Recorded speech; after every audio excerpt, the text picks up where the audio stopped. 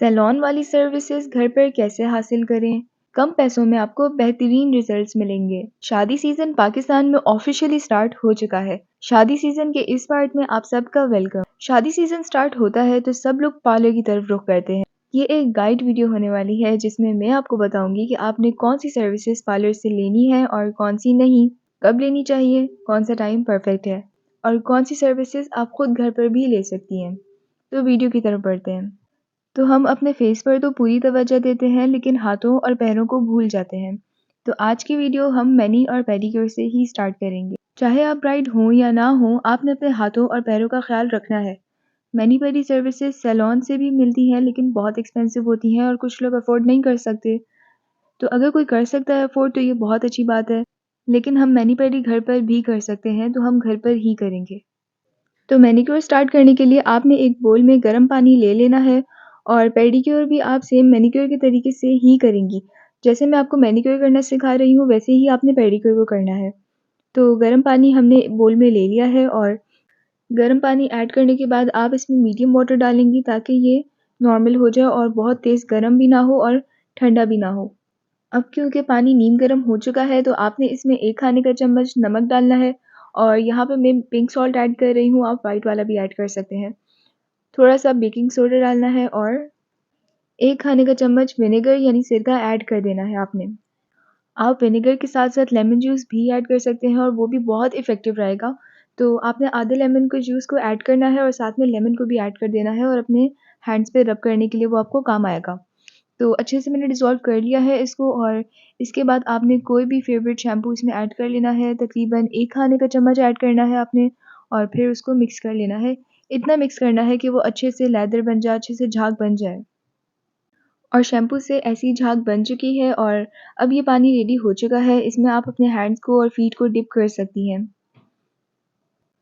और अब आपने इसमें अपने हैंड्स को डिप कर लेना है और देखिए ये वीडियो मैं ब्राइड्स टू बी के लिए बना रही हूँ, वो ये सर्विसेज घर पर ले सकती हैं। लेकिन लाज़मी नहीं है कि ये सिर्फ़ ब्राइड्स ही करें, अगर आप मैरिड हैं या अनमैरिड हैं, तो आप इसको घर पे करें। इतना बहुत सेल्फ केयर हर एक को अपना करना चाहिए, मैनी-पेडी करना चाहिए अपना और अपना ख़्याल रखना चाहिए।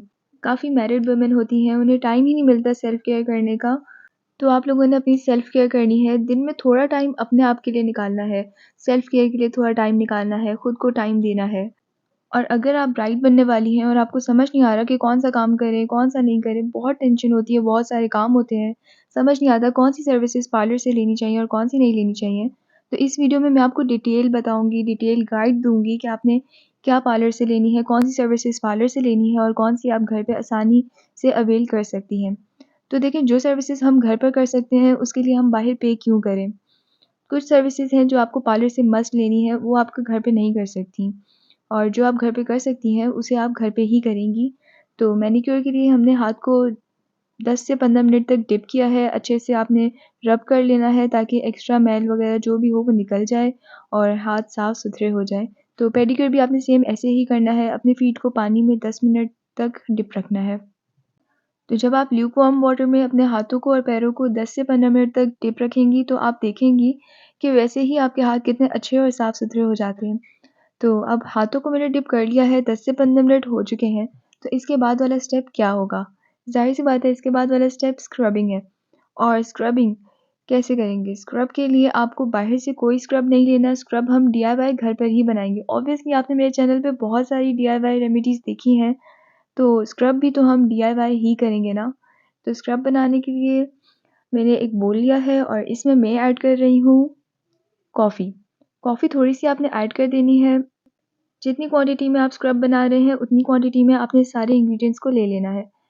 इसके बाद मैंने ऐड किया है 1 खाने का चम्मच राइस फ्लावर यानी चावल का आटा और उसके बाद मैंने ऐड कर दिया है थोड़ा-सा पानी और पानी आप अंदाज़े के मुताबिक लें, पानी नहीं डालना चाहते तो आप इसमें कोकोनट ऑयल भी ऐड कर सकते हैं।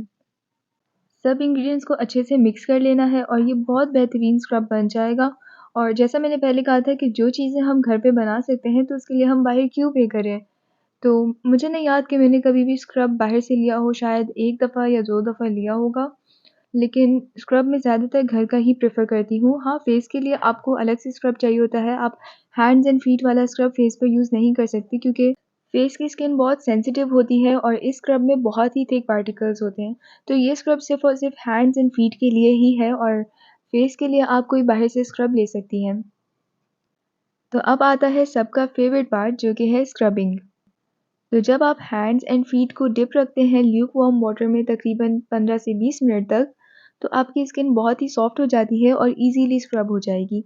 तो आपने बिल्कुल लाइट हैंड से स्क्रब करना है अपने हैंड्स को और अपने फीट को और ये कॉफ़ी स्क्रब बेस्ट है। बेस्ट है, ये बहुत अच्छा रिज़ल्ट देगा और ये बहुत अच्छे से स्क्रब करेगा। आपको लगेगा ही नहीं कि ये डीआईवाई घर पे बना हुआ है। इसके रिज़ल्ट्स बिल्कुल पार्लर वाले होंगे। तो अच्छे से आपने अपने हैंड्स को और फीट को स्क्रब कर लेना है इससे क्योंकि मैं सिर्फ़ अपने हैंड्स को दिखा रही हूँ, फीट को नहीं दिखा रही, तो आपने फीट पर भी ऐसे ही करना है। तो 5 से 6 मिनट तक आपने अच्छे से स्क्रब करना है और स्क्रब करने के बाद आप अच्छे से इसको वॉश कर लें। तो स्क्रबिंग के बाद आप देखेंगे कि आपके हैंड्स एंड फीट कितने सॉफ्ट हो गए हैं, आपकी स्किन बहुत ज़्यादा ब्राइटन और फ्रेश नज़र आएगी। तो scrub is a must. Scrub करने के बाद आपने लेना है क्यूटिकल पुशर और इससे आपने अपने क्यूटिकल्स को पुश करना है और इसे पुश करने के बाद आपके नेल्स काफ़ी इलॉन्गेटेड लगते हैं और बहुत ही खूबसूरत और नीट लुक आती है। तो आपने सेम इसी तरीके से क्यूटिकल्स को पुश कर लेना है, दोनों हाथों को, पैरों को अच्छे से क्यूटिकल्स को पुश कर लेना है। तो क्यूटिकल्स पुश करने के बाद आपने लेना है एक क्यूटिकल कटर और इससे आपने अपनी क्यूटिकल्स को कट कर लेना है। क्यूटिकल्स आपने पुश किए हुए हैं और जो भी एक्स्ट्रा क्यूटिकल्स होंगे उन्हें आप कट करेंगे और बिल्कुल भी आपने ये नहीं समझना कि ये फ़ालतू स्टेप है कुछ भी, लेकिन नहीं, ये बहुत ही इम्पोर्टेंट स्टेप है। इससे आपका जो मैनीक्योर है उसमें बिल्कुल ही लुक आ जाती है कि असली ओरिजिनल मैनीक्योर लग रहा होता है। देखिए यही फ़र्क होता है ना पार्लर के मैनीक्योर का और घर के मैनीक्योर का। हम छोटी-छोटी डिटेल्स पे ध्यान नहीं देते और फिर हम कहते हैं कि हमारा मैनीक्योर पेडीक्योर पार्लर की तरह का नहीं लगता। तो ज़ाहिर-सी बात है आपको ध्यान देना पड़ेगा, छोटी-छोटी चीज़ें होती हैं और यही खूबसूरती लेकर आती हैं आपके मैनीक्योर पेडीक्योर में। इसके बाद आपने फ़ाइल लेनी है और अपने नेल्स को अच्छी तरीके से फ़ाइल कर लेना है। जो भी शेप आप चाहते हैं आपने उस शेप में फ़ाइल करना है। मैं यूजुअली स्ट्रेट करती हूँ तो मैं स्क्वायर शेप में ही इसे फ़ाइल करूँगी अपने नेल्स को। आपको अपने नेल्स के साथ जो भी शेप पसंद हो, ओवल में, आलमंड में, कोई भी शेप आपको पसंद है आप वो शेप दें। मुझे स्क्वायर शेप पसंद है अपने नेल्स के साथ तो मैं हमेशा से अपने नेल्स को स्क्वायर ही रखती हूँ। तो मैं स्क्वायर शेप में ही फ़ाइल करूँगी और तो नेल्स फ़ाइल हो चुके हैं और हमारा मैनीक्योर कंप्लीट हो चुका है और पेडीक्योर भी सेम ऐसे ही होगा। लेकिन क्या सच में मैनीक्योर कंप्लीट हो चुका है? हुँ। ऐसे कैसे? अभी तो ब्लीच रहता है, तो क्या ब्लीच आप कोई भी यूज़ कर लेंगे? नहीं, आपने कोई भी ब्लीच उठा के यूज़ नहीं कर लेना है क्योंकि काफ़ी ज़्यादा ब्लीच है और अगर आप ब्राइड हैं और आपकी शादी करीब आने वाली है, तो आप ब्लीच को बहुत ही सोच समझ के यूज़ करेंगी क्योंकि ज़ाहिर-सी बात है कोई रिएक्शन हो सकता है, तो आपने बहुत ही सोच समझ के ब्लीचेस को यूज़ करना है। मैं यूज़ कर रही हूँ डर्माशाइन का lightning hand and feet bleach mask और ये ब्लीच मास्क बहुत अच्छा है, इसने कभी भी मुझे कोई भी रिएक्शन नहीं दिया है। तो अच्छा आप ये ना समझें कि ये स्पॉन्सर्ड वीडियो है, ये किसी भी किस्म की स्पॉन्सर्ड नहीं है, मैंने अपने पैसों से जाके खरीद के आई हूँ इसको और पहले भी मेरी एक वीडियो पे लोग कह रहे थे कि ये स्पॉन्सर्ड है, हालाँकि ये बिल्कुल स्पॉन्सर्ड नहीं है। जब स्पॉन्सर्ड होगा तो मैं खुद बता दूँगी कि हाँ, ये स्पॉन्सर्ड है। क्योंकि ये मुझे खुद अच्छा लगता है और जो प्रोडक्ट मुझे खुद अच्छा लगता है तो वही मैं दूसरों को रिकमेंड करती हूँ, जो मुझे भी अच्छा नहीं लगता, वो मैं दूसरों को कभी भी रिकमेंड नहीं करूँगी। और पर्सनल प्रेफ़रेंसेस भी होती हैं, हो सकता है आप लोगों को अच्छा ना लगे लेकिन ये मुझे बहुत अच्छा लगा और मुश्किल ही है किसी को अच्छा ना लगे, ये सबको ही अच्छा लगता है।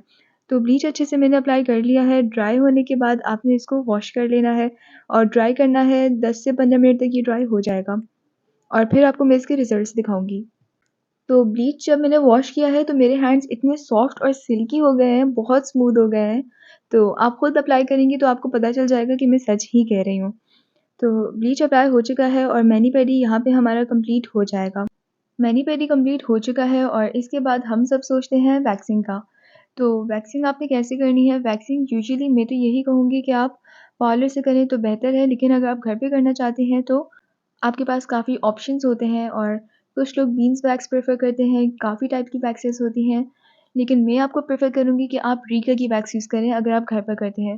ज़्यादातर सैलून्स में रीगा की वैक्स यूज़ होती है और रीगा की वैक्स बेस्ट है। थोड़ी बहुत आपको एक्सपेंसिव पड़ेगी लेकिन एक दफ़ा का एक्सपेंस काफ़ी होता है। आप एक दफ़ा उसे परचेज़ करेंगे और वो देर तक चलेगी और बहुत ही अच्छे रिज़ल्ट्स देती है। तो जी नेक्स्ट स्टेप है फेस मास्क और फेस मास्क को तो हम भूल ही नहीं सकते, फेस मास्क तो सबका फ़ेवरेट होता है। तो इसमें मैंने 1 खाने का चम्मच बेसन ऐड किया है, थोड़ी-सी हल्दी ऐड की है, 1 खाने का चम्मच एलोवेरा जेल मार्केट से ऐड किया है, फ्रेश भी ऐड कर सकते हैं और कच्चा दूध आपने ऐड कर देना है 2 खाने के चम्मच। इसके बाद आपने इन सब इंग्रीडिएंट्स को अच्छे से मिक्स कर लेना है और बेहतरीन किस्म का फेस मास्क घर पर रेडी हो जाएगा। फेस मास्क आप चाहें तो बाहर से भी यूज़ कर सकते हैं, लेकिन इसके रिज़ल्ट्स अमेज़िंग हैं। ये बहुत अच्छे रिज़ल्ट्स देता है और जब भी कभी मुझे डीआईवाई फेस मास्क बनाना होता है, मैं यूजुअली घर पे इसी को बनाती हूँ। ये हर तरह की स्किन प्रॉब्लम्स के लिए बेहतर है। अगर आपको एक्ने हो रहे हैं और आप ब्राइड हैं, आप परेशान हैं कि आपने क्या करना है, तो आप इसको यूज़ कर सकती हैं। इसमें मौजूद हल्दी आपके एक्ने को जल्दी से ख़त्म कर देगी, लेकिन शर्त ये है कि आपने इसे 1 से 2 हफ़्ते पहले स्टार्ट करना है और रोज़ अप्लाई करना है क्योंकि अब आपके पास टाइम बिल्कुल भी नहीं है। अगर आपकी शादी 1-2 हफ़्ते के अंदर-अंदर है, तो इस फेस मास्क को रोज़ अप्लाई करें। और अब कुछ लोग आके ये बोलेंगे कि रोज़ क्यों अप्लाई करें, ये तो हार्मफुल हो जाएगा स्किन के लिए या फिर कोई साइड इफ़ेक्ट देगा, तो नहीं ये साइड इफ़ेक्ट नहीं देगा। शर्त ये है कि आपने स्किन के साथ बहुत जेंटल रहना है, आप जब इसे अपनी स्किन से रिमूव करें या वॉश करें तो आपने बिल्कुल भी हार्शली इसे रिमूव या रब नहीं करना है, बहुत ही सॉफ्टली आपने इसको वॉश करना है। तो ऐसा है कि काफ़ी ब्राइड्स परेशान हो जाती हैं कि कौन-सी सर्विसेज़ सैलून से ली जाएँ और कौन-सी हम घर पे अवेल कर सकते हैं। तो वीडियो को पूरा देखें और परेशान होने की बिल्कुल बात नहीं है। इस वीडियो में आपको डिटेल गाइड मिल जाएगी और अगर कुछ रह गया हो तो इसका अगला पार्ट भी जल्द ही आ जाएगा।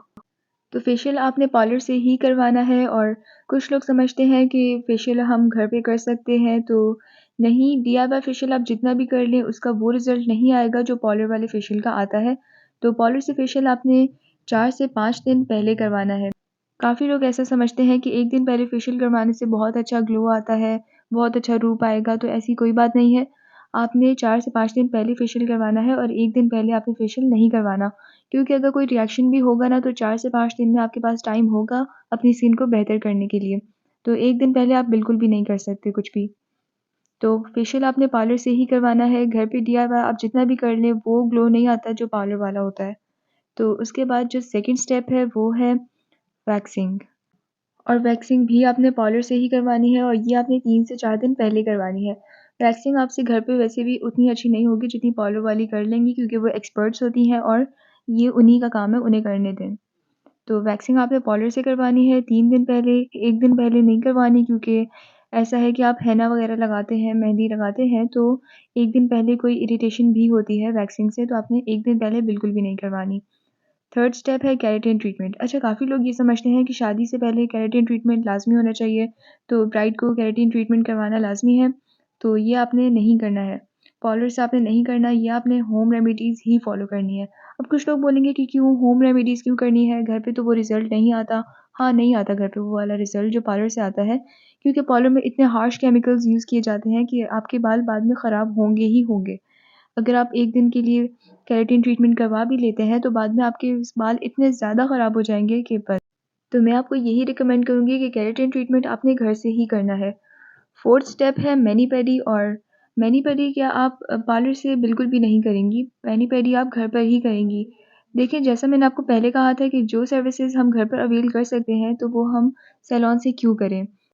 सैलून्स में भी सेम यही प्रोसेस होता है जो आप घर पर कर रहे हैं, फिर भी अगर आप वहाँ से करना चाहते हैं तो कोई इश्यू नहीं है, आप भले सैलून से ही करें। लेकिन मैं यही कहूँगी कि आप अगर घर पर करें तो वो ज़्यादा बेहतर है और ये आपने 2 दिन पहले करना है। मैनी-पेडी आप 2 दिन पहले भी कर लेंगे तो कोई ऐसा मसला नहीं है, आपको 1 दिन के लिए कुछ भी नहीं छोड़ना, आपके पास पहले ही बहुत काम होते हैं तो आप 1 दिन में कुछ भी नहीं कर पाएँगे। फिफ्थ स्टेप है फेशियल हेयर और फेशियल हेयर आप कैसे रिमूव करेंगे? तो फेशियल हेयर अगर आप टिंकल से घर पे करते रहे हैं तो घर पर कर लें, वरना पार्लर से करें तो बेस्ट है। क्योंकि अगर आपने अपर लिप्स बनाने हैं या थ्रेडिंग वगैरह करवानी है अपनी आईब्रोज़ की, तो पार्लर से करवाएँ और 3 दिन पहले करवा लें तो बेहतर है। सिक्स्थ स्टेप सबसे ज़्यादा इम्पोर्टेंट है जो कि है स्किन केयर और ये मैंने सबसे एंड में लिखा है। क्यों? क्योंकि स्किन केयर सबसे इम्पोर्टेंट है और इसकी डिटेल गाइड मैं आपको अपनी अगली वीडियो में दूँगी। तो ब्राइडल स्किन केयर आपने 1 महीने पहले से स्टार्ट करनी है। आपने कोई भी 3 दिन, 2 दिन पहले नहीं करनी क्योंकि ज़ाहिर-सी बात है स्किन केयर के लिए तो टाइम लगता है। तो 1 महीने आपने अपनी शादी से 1 महीने पहले स्किन केयर करना है। और स्किन केयर क्योंकि वीडियो बहुत लंबी होने वाली थी और स्किन केयर का सब कुछ इसमें आता भी नहीं, तो मैंने इसके लिए अगली वीडियो बनानी है और वो आपको मेरे चैनल पे मिल जाएगी। और आप ये सोच रहे हैं कि स्किन केयर को छोड़ो, मेकअप हो जाएगा, तो आप जितना भी मेकअप कर लें, स्किन केयर से जो ग्लो आता है वो स्किन केयर से ही आता है, आपको स्किन केयर करनी होगी अपनी और ये आपने 1 मंथ पहले ही करनी है। तो स्किन केयर क्योंकि एक बहुत ही ख़ास टॉपिक है ब्राइड्स के लिए और इसके लिए मैंने सोचा है कि मैं एक पूरी वीडियो सिर्फ़ और सिर्फ़ स्किन केयर पे बनाऊँगी। तो ये सारी सर्विसेज़ थी जो मैंने आपको डिटेल में बता दी हैं और स्किन केयर की वीडियो के लिए आपको मेरे चैनल को चेक करना होगा। और क्योंकि मैं बहुत सारी डीआईवाई रेमेडीज़ दे रही थी, तो मैंने सोचा कि थोड़ा-सा टॉपिक चेंज किया जाए और कोई न्यू वीडियो ऐड की जाए। तो अगर आपको ये वीडियो अच्छी लगी तो लाइक करें और कमेंट करें ताकि मैं इसी तरह की और वीडियोज़ बनाऊँ आप लोगों के लिए। तो फ़िलहाल के लिए इतना ही। अल्लाह हाफ़िज़।